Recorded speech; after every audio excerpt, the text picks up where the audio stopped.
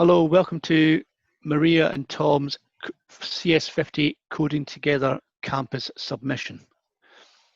The description of our application. An application that performs the functionality to take part in a virtual campus in CS50. This is a joint project submission by Tom Welsh and Maria. We were responsible for the back-end development and interfacing to the front-end website.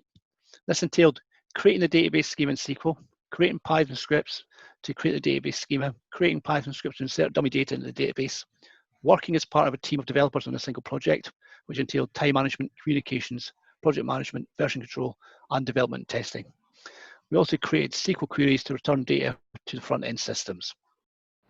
The motivation behind this application was to help create a web-based application that students could use to go through the CS50 course.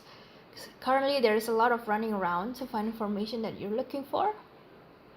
And we, as the backend team, we're mainly focused on the dorms in the site where you can see your profile and look up other users.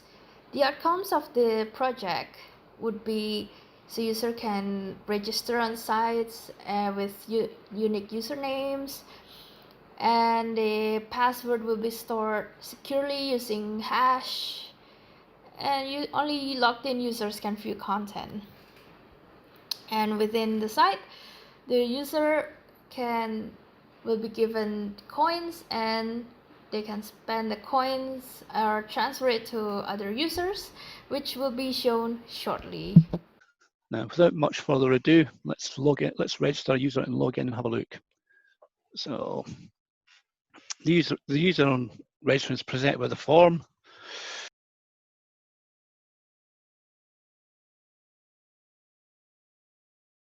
Clicking register will register the account. When you've registered, you're taken straight back to the login page.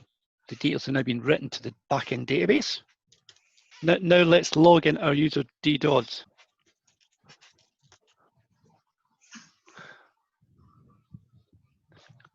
So when our user David is then logged in, you're presented with a profile page for him, and you could go and look at the campus map where there's different parts of the campus, the library, the lab, but we are interested in the dorms functionality for just now.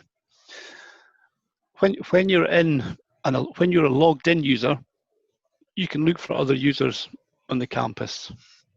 Here's a list of other users. David has got what we call 100 spendable coins and 50 giveable coins. The giveable coins are meant for use when you get help from another student and you wish to reward them somehow. So let's say Alfred's been really nice to David, and David decides to give Alfred 5 coins. Alfred is now got 5 coins. We go back to David's profile. You can see David's been debited 5 coins. Let's go and give Brian some coins, because Brian's a good guy. We'll give him 10 coins. He's better than Alfred. Again, when we go back to the profile, we've now got 35 giveable coins. From this profile page, we can also log out. We can log in other users. And now Tom's logged in. He can go and have a look, and you can see David Dodds. Here he is. We can give David some coins, but we won't bother because we don't really like David and he's new.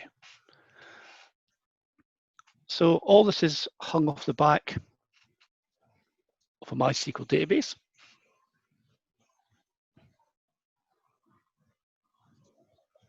Here we can see our users,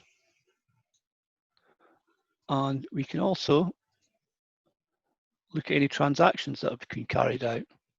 So the last 2 we did, you can see, so David is user 14, and he gave Alfred ID1 5 coins. Then again, David gave Brian 10 coins. So these transactions are tracked, so if there's a problem, we could go back and look at that.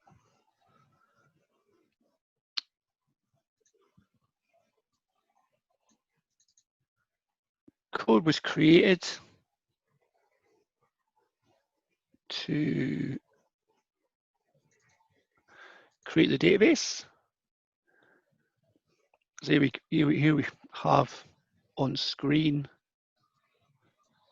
a typical DB executes query to create one or two of our tables. Actually, all three there. After we'd done that, we then created some test users,